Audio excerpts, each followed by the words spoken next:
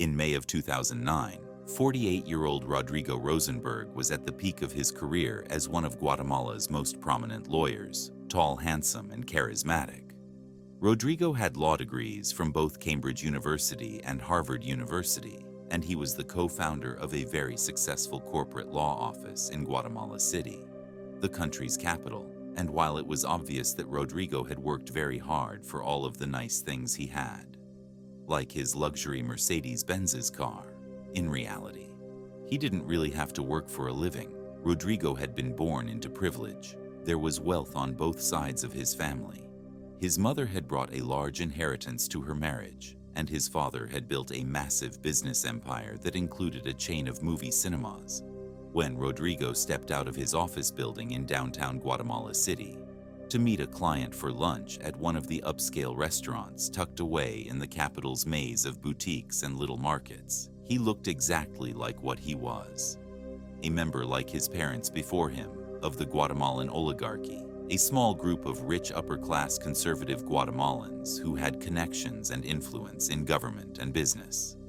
He always wore a dark, perfectly tailored suit, an immaculate white shirt, and a pale blue tie, an expensive uniform that set off his dark features and the ring of black hair cut short around the crown of his bald head. And when Rodrigo talked to his client in one of those hacienda-style eateries with red clay-tiled roofs and cool stucco interiors that he especially favored, it wouldn't be long before his client, like all of Rodrigo's clients, realized that it wasn't just the money or influence that drove Rodrigo.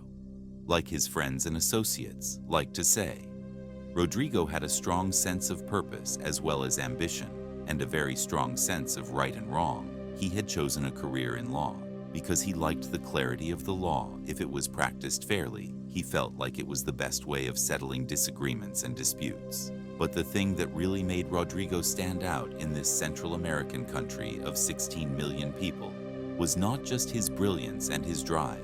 It was the fact that he had a reputation for absolute honesty. Because Guatemala was a country best known in the world for its incredible levels of corruption and violence. Even though 36 years of civil war between authoritarian rulers and leftist guerrillas had ended back in 1994, that conflict had left more than 200,000 people, many of them civilians, dead, and another 45,000 people, quote, disappeared, which meant either killed or kidnapped, mostly the work of government forces or right-wing paramilitary groups. But after the 1994 peace agreement was signed, most of the people in Guatemala who had committed the murders and rapes and other widespread human rights violations that took place during the Civil War were never prosecuted or called to account for their crimes. Instead, in the post-Civil War Guatemala, these should-be war criminals simply turned to new careers such as participating in organized crime, becoming assassins for hire, or getting in on the very lucrative Central and South American drug trade. And 15 years later, even though Guatemala had a democratically elected civilian president who had promised to root out crime and government corruption, these criminals and their criminal networks had still been able to reach their tentacles into almost every government and law enforcement agency, and nearly half the country wasn't under any government control at all. By 2009, Guatemala had the third highest murder rate of any country in the world, averaging more than 123 homicides every week, and 97 of those murders went unsolved, and the few cases that did go to trial often ended with the alleged killers going free, after judges or prosecutors or witnesses were bribed, threatened, or even murdered. So in this sea of corruption, where everyone with power seemed to have dirt on their hands, Rodrigo stood out for his willingness to shamelessly call out criminal behavior wherever he saw it. So to anyone who knew Rodrigo, it didn't come as any surprise when he wasn't just horrified when one of his very own clients was assassinated in broad daylight. He was absolutely furious, especially since this particular client, Musa Khalil, had a reputation for being a very ethical businessman who treated his workers fairly since arriving in Guatemala from Lebanon. When he was just a young man, 76-year-old, Musa had worked his way up from poverty to become a successful coffee producer and textile manufacturer. Although Rodrigo was not personally close to Musa, Rodrigo admired and respected the older man because the man refused to steal from the state or make payoffs to get favorable deals on his coffee or manufacturing companies.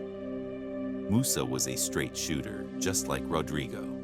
The assassination took place in Guatemala City on April 14, 2009, as Musa and his 37-year-old daughter Marjorie were waiting in their car at a traffic light while on their way to lunch. According to eyewitnesses, a car pulled up quickly behind them, and a man hopped out and approached the front passenger seat of the Khalil's car where Musa was sitting. Musa and his daughter likely assumed that this man just wanted to ask them a question. But as soon as this man reached their car window, he pulled out a 9mm pistol and he fired 9 shots into Musa's head and torso. By the time the police arrived, the gunman had fled the scene on the back of a motorcycle driven by an accomplice. And Musa, along with his daughter, were both dead. It would turn out one of those 9 bullets that were fired at Musa had passed right through his body and struck and killed his daughter. She was not the intended target. She was just collateral damage on the day of the murders. Right after Rodrigo had found out about them, he contacted his 24-year-old son, Eduardo, who was also a lawyer at Rodrigo's law firm, and told him to meet him at the crime scene. When Eduardo arrived, he found his father pacing back and forth in front of the yellow crime scene tape, demanding answers from the police who had converged on the scene, along with medical personnel. Turning to his approaching son, Rodrigo swept his arms out to either side in a gesture of helplessness and frustration that took in the whole chaotic scene. In front of them, there was also an expression of shock and sadness on his father's face that Eduardo didn't see very often. You couldn't live in Guatemala without feeling like violence. Even murder was just business as usual. But Eduardo also understood that there was something different about this crime, something that made it stand out, especially to members of the city's wealthy upper class. Because like them, Musa and his whole family were people with power and influence. They had personal ties with people inside the administration of Guatemala's president Alvaro Kolob. If Musa could be gunned down in cold blood in the middle of the day, others among the Guatemalan elite worried that the same thing could happen to them too. Before leaving the crime scene, Rodrigo told his son in a bitter voice that the police, like always, would probably never find and prosecute the people who killed Musa and Marjorie. And even if they did, they'd never be able to touch whoever it was that had organized the assassination in the first place. It didn't take long for Rodrigo's prediction to come true. Even though thousands of people turned out for the funeral service of Musa and his daughter, including President Kolom's powerful private secretary, police made absolutely no progress on tracking down the killers, and it wasn't long before the murders just seemed like all the others in Guatemala. Just numbers on a stat sheet. Except this time, Rodrigo had had enough. Musa had been a good man, and his innocent daughter Marjorie had left behind a husband and 2 children. And so, if the police were not going to catch their killers, then Rodrigo would. Rodrigo told his son that one way or another he was going to get to the bottom of this and figure out exactly who did it and why. But almost as soon as he got started asking questions, Rodrigo noticed that even by Guatemalan standards, the police seemed to have gathered virtually no information outside of taking the obligatory statements from witnesses who saw the assassination and asking Musa's family if he had had any business or money troubles. And as Rodrigo began calling some of his contacts within the government about the police investigation, he began to wonder whether there was an active attempt going on inside President Kolom's circle of advisors to cover up some connection that the government itself might have to the assassination.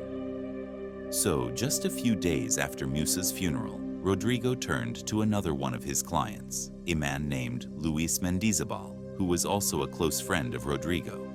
After calling Luis to arrange a visit, Rodrigo slipped out of his law office and drove to the exclusive men's clothing store that Luis owned in one of the capital's most fashionable districts.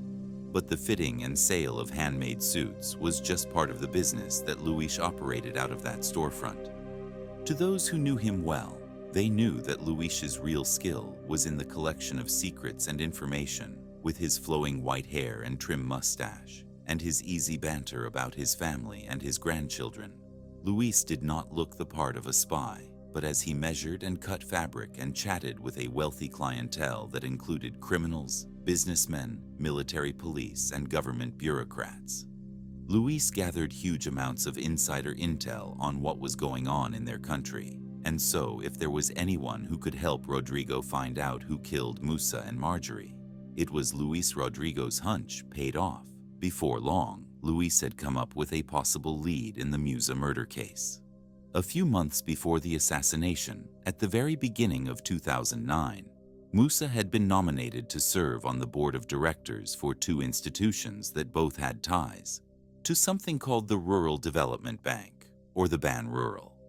The Bond Rural was the major funding source for the president's popular social programs, and these two institutions that had invited Musa to join them were engaged in a power struggle over which one of them would control the bank. But since rumors of sketchy financial dealings were already swirling around Bonviral when Musa was offered these two board positions, Rodrigo had actually advised him not to accept either of them. However, Rodrigo had no idea what Musa's final decision had been. Luis suspected that Musa, as he began to do his own research on these two institutions, had uncovered that one or both of them were engaged in financial mismanagement. More conversations with Musa's family seemed to confirm this theory. One of Musa's surviving daughters told Rodrigo that her father had received threatening letters from officials on the two boards, and that Musa had apparently written back to them saying, "You can't tell me what to do, and I will protect myself from my enemies." During the 3 weeks that followed Musa's assassination, Eduardo saw less and less of his father, who is spending more and more of his time on his own private investigation into these murders. It seemed to everyone who knew Rodrigo that his outrage over the murders had turned into an unhealthy obsession.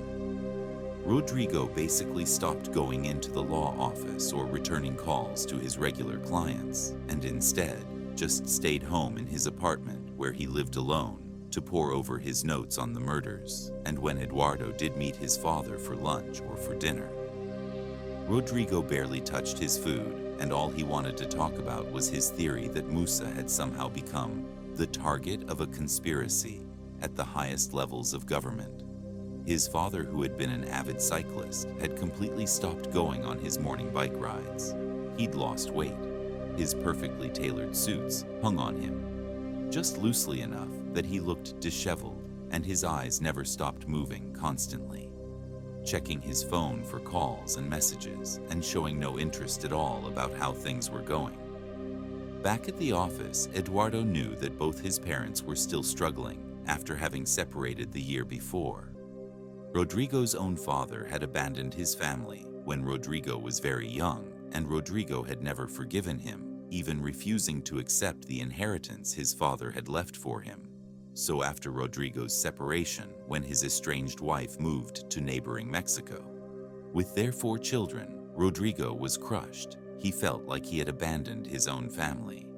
Looking at his father now, Eduardo worried that any progress his father might have made in adjusting to his new situation and moving on with his personal life was now being completely consumed by this private murder investigation. It was obvious to Eduardo that this investigation had become more than just finding the killers. It was about trying to actually stop corruption at the heart of Guatemala's politics. And in early May of that year, Rodrigo suddenly knew, without a doubt, that all that digging and all the documents he was putting together about corruption at Ban Rural, all the names and dates of meetings, the involvement of President Colom and his wife, all of it was finally getting him closer to the people who had murdered his client for weeks. He'd had the feeling that he was being followed, that everywhere he went outside of his apartment, someone was watching him. But now he had proof, because now Rodrigo, like Musa, had started receiving threats. Except his threats were phone calls, not letters. The first call came on May 5th. It only lasted long enough for the caller to tell Rodrigo to stop his investigation into the murders. After that, The calls came once a day with the same message, and even though Rodrigo couldn't recognize the deliberately distorted voice on the other end of the line, he started to suspect that the threats were coming directly from within President Colom's inner circle, from Colom's private secretary himself, a man named Gustavo Alejos, who actually had an office directly across from the apartment where Rodrigo lived. Not only was Gustavo an influential advisor to the president, his brother was the head of the Guatemalan Congress. After these threatening calls started coming in, Rodrigo, who was far more excited at this development than afraid, called his spy friend Luis to tell him about how he thought Gustavo Alejos was the caller. Rodrigo also asked Luis to write down the unknown telephone number that belonged to this threatening caller. Even though he didn't say it explicitly, it was clear to Luis that he was being told to take this number down in case something happened to Rodrigo.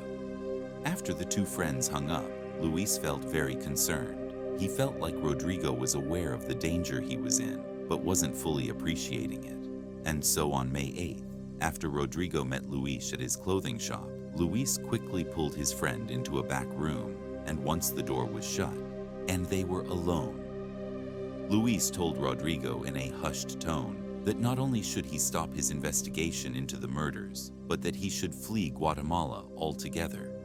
Clearly, his life was in danger given the threatening phone calls he was getting, but Rodrigo said he could not stop. Now he knew he was close to getting the name of Musa's killer and solid proof that the government had been involved in the assassination. He also told Luis, as a way of reassuring him, that once he had all the evidence he needed, he was not about to go to the Guatemalan police, who very well could have even played a role in the murders. Instead, he planned to present his findings to the powerful and high-profile International Criminal Court that is seated in The Hague in the Netherlands. The ICC is known around the world for trying cases that involve genocide, war crimes, crimes against humanity, and aggression, and for trying criminals like the ones in Guatemala who all received immunity from the Guatemalan government at the end of the Guatemalan Civil War. By going directly to The Hague, Rodrigo would finally be taking action against a system of government corruption that had, in the words of one of his friends, been eating at his guts for years. However, before he could go any further with this case, Rodrigo told Luis as they sat in the back of Luis's shop that there was one very specific thing that Rodrigo still had to do, and in order to do it, he needed Luis's help. It was a favor, and it was an insurance policy that no matter what happened in any court of law, the information that Rodrigo had uncovered was guaranteed to become public knowledge. Reluctantly, Luis agreed, and after discussing the details, they arranged to meet again the next day. As Rodrigo left the store, Luis had a bad feeling. He was certain that whatever the outcome of Rodrigo's plan, it was sure to bring a lot of pain to his family and to his friends.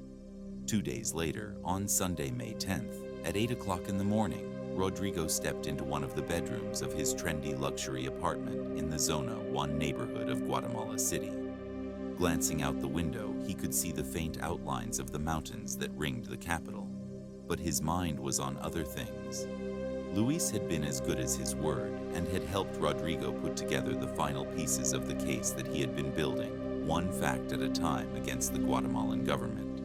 His bodyguard, who also served as his driver, had also been willing to help running a couple of errands the week before that Rodrigo had not been able to see to himself, including taking Rodrigo's bike in for a tune-up. It had been more than a month since Rodrigo had done any serious cycling, but the night before, he'd made up his mind that this morning he was going to go out and go for a ride, even if it was just a short one. He was lucky with the day's weather. May was one of Guatemala's rainiest months, but that morning was dry and the sun was breaking through the clouds. Rodrigo pulled on his navy blue bike shorts and blue short sleeve top and laced up his white sneakers. Leaving his bedroom, he checked the gold watch on his left wrist and then walked toward the front door. Pausing long enough to grab the red and white mountain bike that was leaning against the wall in the front hallway, he wheeled his bike to the elevator, and a minute later, he was pushing the bike out of the apartment complex onto the sidewalk that led to the main street that ran left to right in front of the building. Once Rodrigo made it to the edge of this main road, He looked both ways along the road to see if any cars were coming, and as he did, that the sun broke through and suddenly lit up the grass and trees along either side of the street. Just before getting on his bike, Rodrigo checked to make sure his iPod was queued up to his favorite band, Santana. He hit play, and then he pushed his bike off the curb into the road. He turned right, then hopped on his bike and began pedaling down the street. After only a few hundred yards, Rodrigo turned right again, off of the main road onto a service road. The sun reflected off the windows of a brown and white high-rise apartment just ahead of him. On the left, minutes later, Rodrigo noticed a man running across the street in front of him, from the left to the right, and at first Rodrigo thought it was a jogger. But then he noticed this man was wearing jeans and a dark jacket with a high collar. The running man, after he crossed the street and was on the right side, he slowed and then looked intently at Rodrigo, and for a second their eyes met.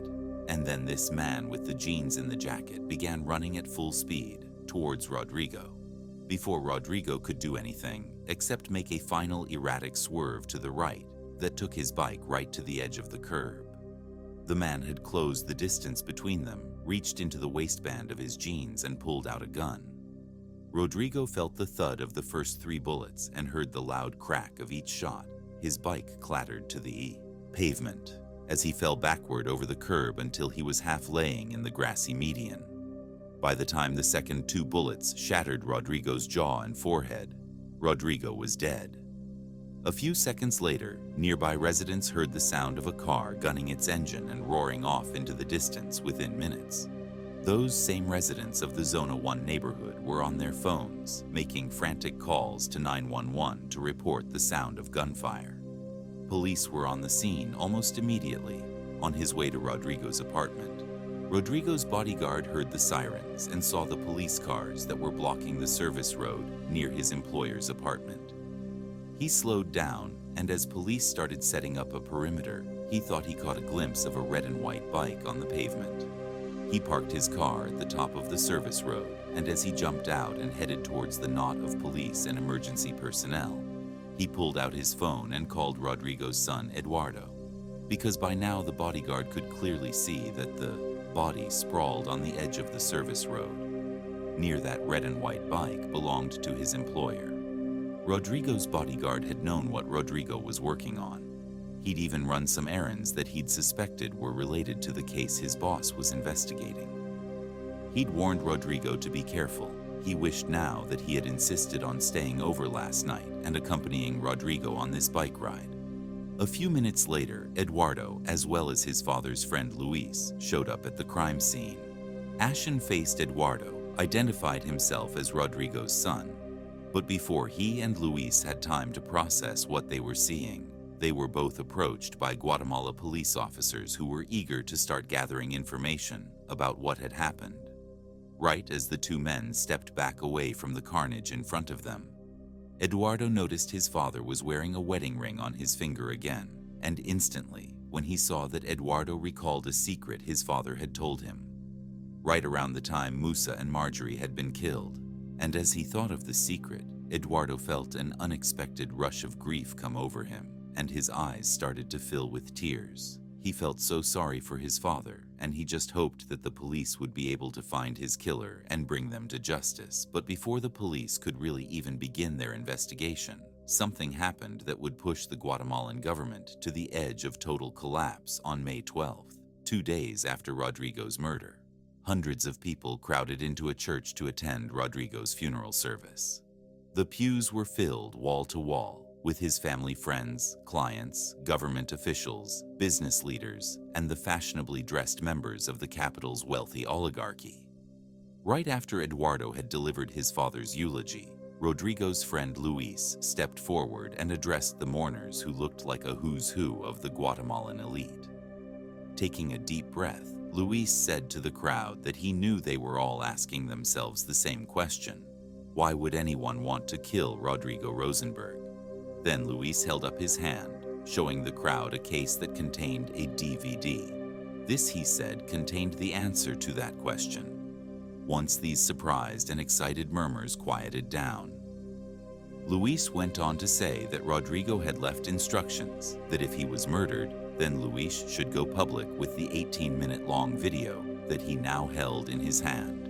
Luis, who said that he himself had only seen the video after his friend's death, invited anyone in the crowd interested to take a copy of the DVD with them when they left.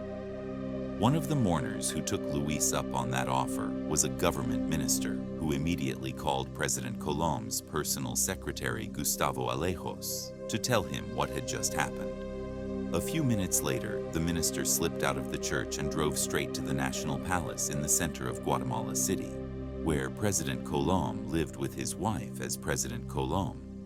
Along with his vice president and closest advisors gathered in the president's office, an aide slipped the disc into the president's computer and then hit play. A second later, they were all staring at an image of Rodrigo sitting alone behind a table with a blue screen behind him. He was wearing his usual navy blue suit, pressed white shirt, light blue tie, and wedding ring. In front of him was a microphone. There was nothing professional or polished about the production of the video that filled the computer screen in front of the president and his aides. And for some reason, that made the message that Rodrigo delivered even more believable and chilling. After stating his name for the record, Rodrigo wasted no time dropping the bombshell that would soon be heard all over the world as the 18-minute-long video was uploaded to YouTube, where it would go viral under the simple title "YouTube Murder" on the video. Rodrigo very calmly states, "If you are seeing or hearing this message, it means that I've been murdered by President Álvaro Colom with the help of his personal secretary Gustavo Alejos." Rodrigo would also blame the president, his wife, and Gustavo Alejos for the assassination of Musa Khalil, and his daughter Rodrigo stated that they were killed because Musa's involvement with the Rural Development Bank, Bon Rural, had put him in a position to reveal the president and first lady's abuse and misappropriation of Bond Rural funds. Rodrigo said the president's motive for killing him. Rodrigo was because Rodrigo had direct knowledge of the conspiracy to kill Musa, and that Rodrigo also had proof that the president and first lady were using Bon Rural to embezzle and launder millions of dollars. Rodrigo warned Guatemalans against believing the smear campaign and cover-ups that would greet these accusations, ending with a plea to all Guatemalans that it was time for massive government reform, and the first step was to get rid of President Colom and replace him with the vice president who was not a thief or assassin, and whose duty it would be to bring the rule of law back to Guatemala. Rodrigo's video would have a massive ripple effect within hours of its upload to YouTube. Guatemala was plunged into a sudden and totally unexpected political crisis. The people of Guatemala, for the most part, believed what Rodrigo was saying. Even some of the president's own advisors wondered if the accusations were true. The president's initial reaction was not to respond to the accusations himself, but rather to send two of his aides out to publicly dismiss the video as a fake. However, this would have the opposite effect. And so, that night, under lots of mounting pressure, President Colom went on national TV to deny the accusations himself. However, he looked more scared and nervous than convincing. Meanwhile, so many people from all over the world were watching this video that YouTube servers started to crash, and protesters wearing white shirts to symbolize their demand for a clean government started to flood the streets of Guatemala's capital city. Álvaro Colom knew before the end of that Tuesday, May 12th, that his presidency was hanging on by just a thread. So when protesters and the Guatemalan elite demanded that a United Nations-backed agency, rather than the Guatemalan police, handled the investigation into Rodrigo's death, the president knew he had to agree by the next morning, May 13th. The whole investigation was in the hands of an international commission called the CICIG. This organization had been created by the United Nations in 2007 to investigate specific cases of systemic violence and corruption, and under the direction of Spanish Judge Carlos Castrosana, who took up residence in Guatemala City. An international group of investigators did what Guatemalan police either couldn't do or wouldn't do. They began relentlessly drilling down into who was behind the assassination of Rodrigo Rosenberg. The first break in the case happened almost immediately. Whoever had organized the hit on Rodrigo had chosen one of the most heavily videotaped neighborhoods in Guatemala. While investigators couldn't find a reliable eyewitness to the crime, footage gathered from dozens of security cameras near Rodrigo's apartment had captured almost the entire assassination on camera, almost immediately after getting onto his bicycle at 8:05 a.m. Rodrigo was followed by a black late model. Mazda security cameras also caught clear enough images of that black getaway car that investigators were eventually able to track down the car and then its owner. And when they examined the car owner's phone records and location data, investigators were able to place him and several calls he made on the day of the murder at or near the crime scene. Investigators immediately set up a wiretap operation on the car owner, and for the next 4 months they listened in on his conversations. And quickly, they discovered that he was part of a criminal gang made up of 10 men, most of them former national police officers. Meanwhile, using the CICIG powers, Judge Castrosana started identifying and arresting corrupt members of the Guatemalan government. And as Rodrigo had predicted, in his 18-minute video, investigators were up against a disinformation campaign organized by the president or his top advisors aimed at interfering with the investigation and smearing the vice president, the man Rodrigo had tapped as Colom's successor. But it wasn't until September, 4 months after Rodrigo was killed, that Judge Castrosana got the breakthrough he was looking for after a massive raid on 10 different locations. Throughout Guatemala, investigators arrested all 10 members of the criminal gang, whose phones investigators had been tapping once in custody. It didn't take long for members of this gang to start giving up information in exchange for lighter sentences, and so, quickly investigators were able to start to piece together how the murder was carried out, except they were missing a crucial piece of information. The 10-person gang clearly didn't know Rodrigo. They were just following orders to have him killed. But what the investigators couldn't figure out was who gave them that order. Who was the person behind the scenes making this assassination happen? Judge Castrosana and his team believed this person was an inside man, someone who had been close enough to Rodrigo, who had not ridden his bike in over a month, to know that Rodrigo had chosen that morning to go for a bike ride down that service road. But it wouldn't be until investigators tracked down a small piece of paper with a faded signature on it that the so-called inside man would be revealed based on all the information investigators found. This is a reconstruction of what really happened to Rodrigo Rosenberg on Friday, May 1st, 16 days after the murder of Musa and his daughter Marjorie, and 9 days before Rodrigo's murder. The inside man who would mastermind Rodrigo's assassination contacted one of his most trusted lieutenants. He told him to go buy 2 prepaid mobile phones. He told the man to pay cash and warned him not to sign his name on any paperwork or sales receipt. The lieutenant did as he was told and dropped both phones along with the sales receipt off at the office of the inside man. By this point, the inside man had already arranged the hit on Rodrigo. He had reached out to 2 men who were actually close friends and relatives of Rodrigo, 2 powerful brothers who owned one of the biggest pharmaceutical companies in Guatemala. The inside man had told them that he needed their help, arranging a hit on a man he described as a, quote, extortionist. The brothers said they knew of a criminal gang that would probably do the hit for about $40,000. The 3 men settled the details. The brothers told the inside man that they would contact the hitmen and arrange the payment along with the delivery of a burner phone that the hitmen would use to communicate with the inside man. The inside man set the murder date for Sunday, May 10th, and told the hitmen that he would be in touch with them before that day, with a detailed physical description of their target along with information on where and when they should actually commit the murder.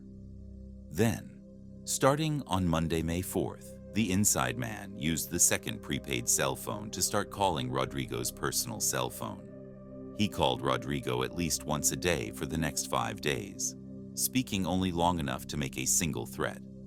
telling the lawyer to stop investigating the assassination of Musa Khalil on May 9th. One day before Rodrigo's murder, the inside man called the hitman to tell them that Rodrigo would be on a bike and would be most vulnerable shortly after leaving his apartment when he turned onto a nearby service road the next day shortly before 8 a.m. The two hit men sitting outside Rodrigo's apartment in the black Mazda with tinted windows heard their phone buzz. The driver took the call and turned on the speakerphone, and then they heard the sound of the inside man's voice. The shooter sat up and listened while he double-checked that his 9mm pistol was loaded. The voice on the phone was low and calm.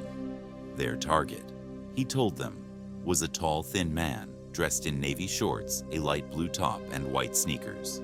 He would be leaving the apartment building at about 8:05 a.m. He'd be riding a red and white mountain bike. He told them to follow Rodrigo onto that service road and then ambush him.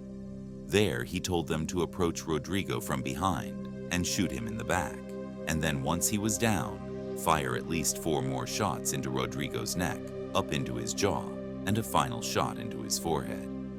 The inside man told the hitmen to be sure they destroyed the cell phone he had given them, along with its SIM card. Once the assassination was complete, the hitmen said they understood, and they hung up at the same time. Rodrigo was standing in one of his bedrooms in his apartment looking out the window, and then, a couple of seconds later, he turned around and went into the kitchen where he made sure his coffee maker was turned off. Then, he collected his bike from the hallway. Pushing his bike next to him, he headed to the apartment elevator and punched the button for the ground floor. Where he exited the building once outside, Rodrigo made his way towards the main street, taking a few seconds to enjoy the cool temperatures and the sudden sunshine that was pouring through a break in the clouds. Then he queued up a song by Santana on his iPod, and despite feeling a little rusty and stiff, he hopped onto his bike. He turned right and he began heading down the main street. After a few hundred yards, he turned onto the service road when he saw the man in jeans and the dark jacket running towards him. He tensed up, but only for a second.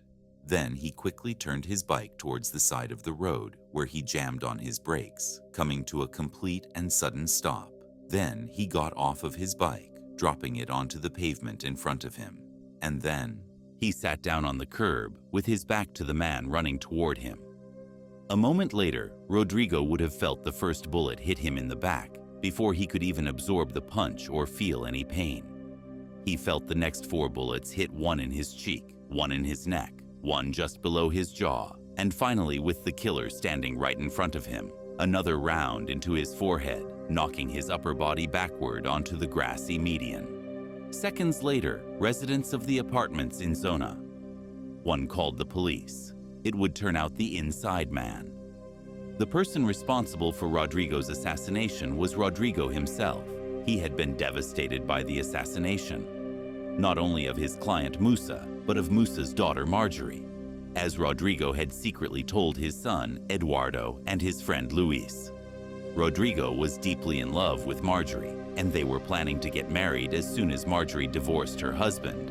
The wedding ring that Rodrigo had been wearing at the time of his death, and when he was seen on camera in the YouTube murder video, had been a gift from Marjorie just before she was killed. The raw grief Rodrigo felt over the senseless killing of the woman he loved, along with his absolute conviction that the hit on Musa had been planned by a corrupt president. His wife and personal secretary had combined to create a feeling of total hopelessness in Rodrigo's head. At some point, early in Rodrigo's investigation into Musa's assassination, Rodrigo realized that even if he could prove his allegations of corruption against the government, there was no way that anyone that high up in government would ever be charged or punished for their crimes. So early in May, Rodrigo, crushed by despair, came up with a plan that would both end his own personal misery and he hoped would set Guatemala on the road to real reform. It would be a suicide, dressed up to look like an assassination. And with the video he planned to make before his death, Rodrigo hoped that his staged assassination would result in a bloodless coup that would take down the presidency of Álvaro Colom. So it was Rodrigo who had contacted his wife's cousins.